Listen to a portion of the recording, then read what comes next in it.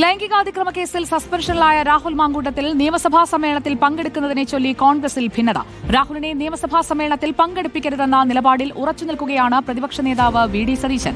രാഹുൽ മാങ്കൂട്ടത്തിലെത്തിയാൽ UDF പ്രതിരോധത്തിലാകുമെന്നാണ് മുന്നറിയിപ്പ്. എന്നാൽ രാഹുൽ മാങ്കൂട്ടത്തിലിനെ സംരക്ഷിക്കണമെന്നാണ് എ ഗ്രൂപ്പിന്റെയും പുതിയ KPCC നേതൃത്വത്തിന്റെയും നിലപാട്.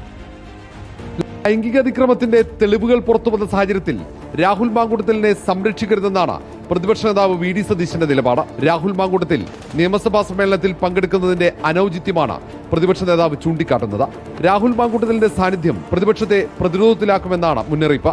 ഈ കാര്യത്തിൽ പാർട്ടി നേതൃത്വം തീരുമാനമെടുക്കുമെന്നാണ് പ്രതിപക്ഷ നേതാവിന്റെ പ്രതികരണം. കേരളത്തിലെ കോൺഗ്രസ് നേതൃത്വം AICCയുടെ അനുമതിയോടുകൂടി, അഖിലേന്ത്യാ കോൺഗ്രസ് കമ്മിറ്റിയുടെ അനുമതിയോടുകൂടി എടുത്ത അച്ചടക്ക നടപടിയാണ്.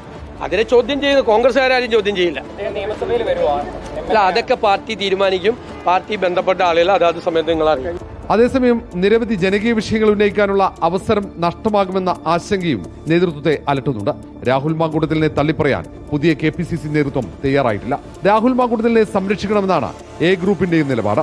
രാഹുൽ മാങ്കൂട്ടത്തിൽ നിയമസഭയിലെത്തിയാൽ ആരോപണങ്ങളിൽ പ്രതിരോധിക്കേണ്ട ചുമതല കൂടി പ്രതിപക്ഷം ഏറ്റെടുക്കേണ്ടി വരും. റിപ്പോർട്ടർ, തിരുവനന്തപുരം.